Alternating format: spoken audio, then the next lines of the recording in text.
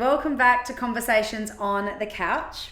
Today we are introducing John Latassa, our 2023 Phoenix Award winner and one of our vision impaired students. John, welcome to Conversations on the Couch. Thanks, Kaz. Hello, everybody. So John, I just want to let the listeners know you weren't born blind. This was something that happened around your 20s. Tell us about your journey from being born with sight and then losing your sight. Yeah.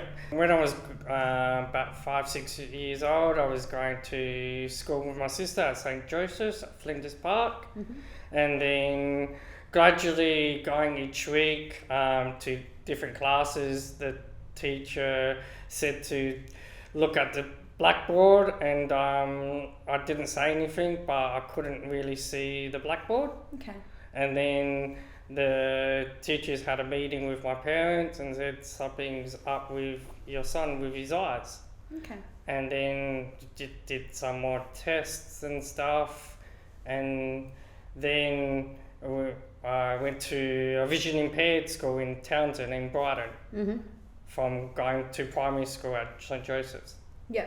So when you were, younger, did you have some form of what was going around in your world? Could you see anything? Yes, I could see enough not to have help and not to use a walking cane. Yeah. But then as you got older, your eyesight got worse? Yes, about 22, 23, it started getting worse. An example, my mum asked to get her a drink of water, and I went to get the water and I couldn't find the coffee table. My mum didn't say anything, but she sensed what's going on here. Yeah, right. Yeah. So your condition worsened over years? Yes, yeah. And what sort of vision or non-vision do you have now? Now it's just bit of shadows and that's it. And that's it? Yeah. Yeah. So are you classified as completely blind? Yes, yeah.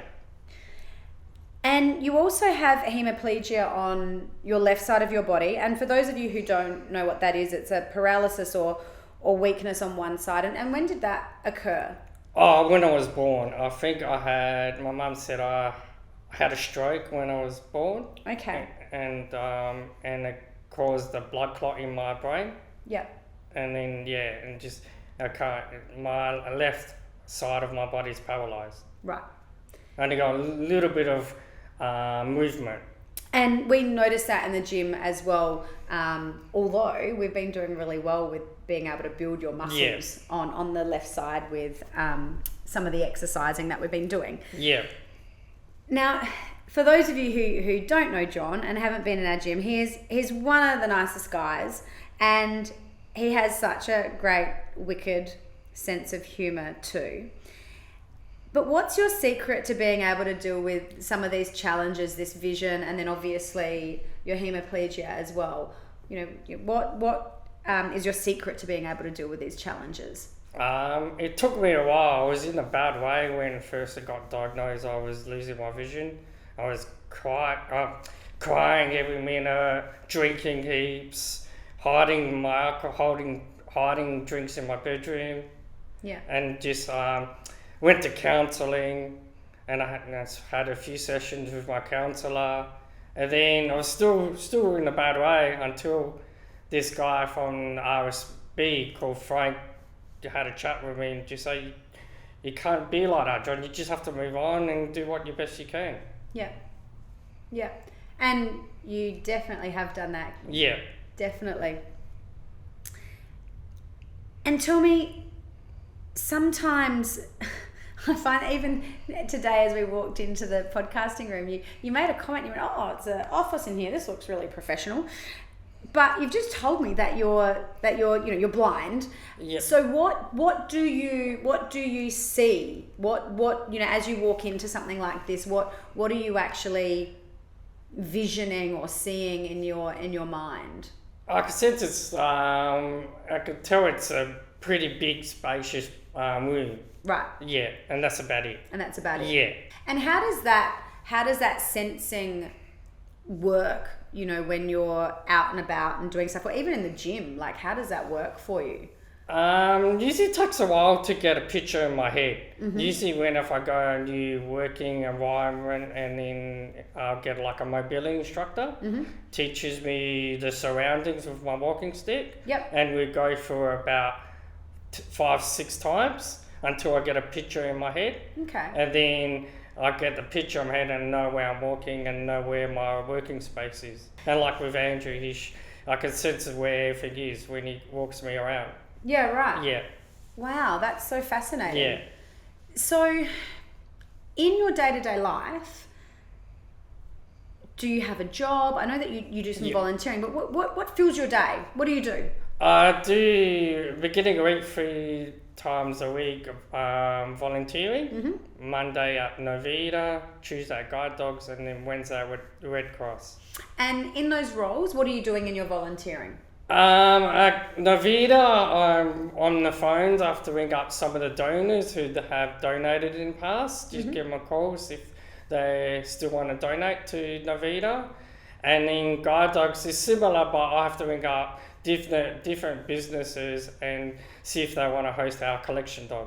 Yeah, right. Yeah, and then Red Cross is the telecross calls, ringing up the elderly, have a chat, see how they're going. Yeah. Wow, and is that rewarding for you? Yeah, it is. Yeah, I got a couple that really like me talking to them. One lady called Rosemary, I was talking to her and she said to me end of the call, "I love you." Aw, you made her day. Yeah, yeah.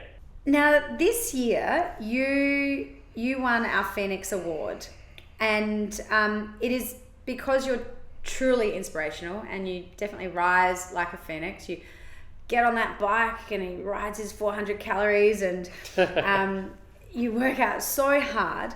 But what are some of the challenges that you face on a daily basis that perhaps someone who has sight or doesn't have a physical disability like you do on your left-hand side? Yeah. What are some of the challenges that you face on a day-to-day basis? Oh, it's just if I want to go somewhere, I always need someone to take me. Yeah. And stay with me, because if I go somewhere, I'll be lost if I go by myself. Yeah. And with the Hemiplegia, just holding things. Like when I go somewhere, I hate holding glass or a bottle because I can't hold it. And then when someone shakes my hand, I have to hold my glass like this. And then meanwhile, I've got water or something in my top. Yeah, right. Yeah. So how does it work being independent? Because I would classify you as a really independent person, but then having to depend on people all the time for just those daily things. How does that work?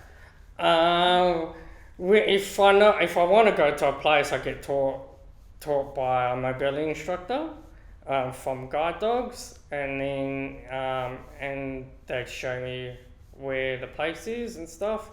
But anywhere else, I just go with someone.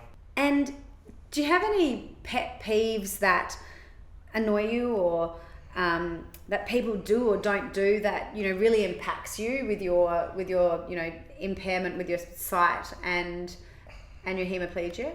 With the sight, yes, always people leaving the chair out, especially at home. My mum or my nephews leave the chair. Like I walk into or sometimes I know the chair's there and I bend down and bang my nose all the time. Then especially when I'm walking, I always seem to bang my nose.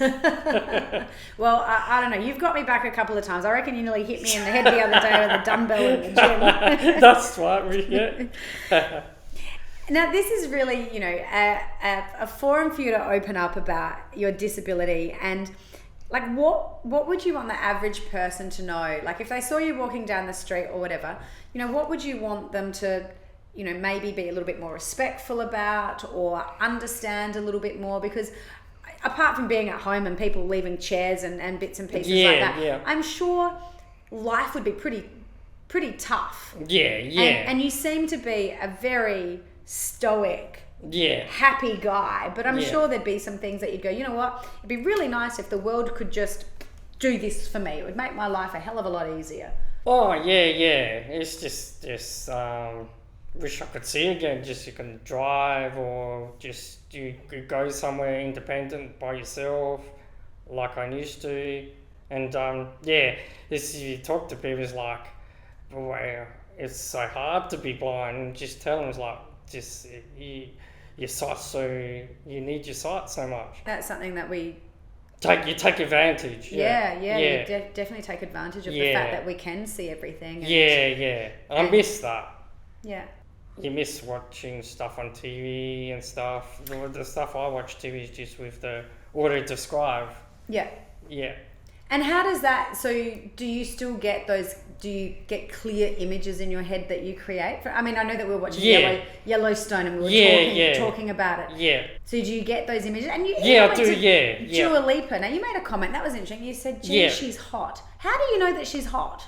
By people talking on the radio, and then cousins and nephews. So they give you enough descriptive words about Dua that you get a nice little picture in your head. That's right, yeah. Yeah, right. Yeah. Because that, you throw me all the time. I say, she's hot. You did. You were like, she looked hot. She's ugly.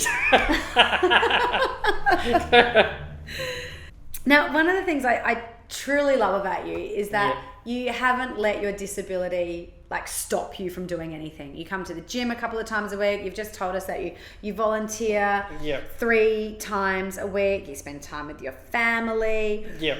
But if there's someone out there who, and I think you touched on it a little bit, that you went through a couple of dark periods of time when you were dealing with and initially that first complete loss of your sight.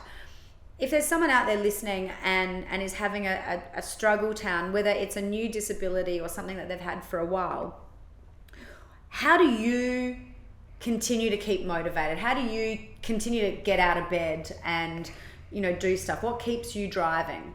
What keeps me driving is just that's a good question. Just wake up every morning and make it like a new day, and you want to achieve something. Yeah, at the moment I want to just keep fit. That's my goal in my head, and then that's hard to explain. Just do it. Yeah, just do it. Yeah. So no excuse. Just get up in the morning. Yeah, get up in the morning. Just don't feel bad about your disability, because no one cares. You're sucking in your room. A lot of my family members keep on saying that. Don't go in your room and suck, because no one cares about that. No one. Everyone wants you to enjoy your life, be happy, and Yeah. Well, and I think from what I see now, you're definitely making a red hot go of your health and helping other people and getting out there. And you're definitely an inspiration to lots of people in the gym. If you ever have a chance of seeing John work out, he bloody hard worker, unbelievable. And I've enjoyed, it's been a challenge, it's a challenge to try and work on how to work with a side of your body that doesn't work. Yeah, that's right. And again, when you said to me you want to build some muscles, it was just I don't know if we're going to be able to do that. Yeah, that's right. But we did. And it's been great to see that journey and that progress. Yeah. Now, John, I got 10 questions for you. Yep. Now, the rules with this is just the first answer that pops into your head, all right? Yep. Are you ready? Yep. Aussie rules or soccer? Aussie rules. Sweet or savoury? Savoury. Mount Lofty or beach walks? Beach walks. With Andrew? Yes. Favourite all-time movie? Not at Roxbury.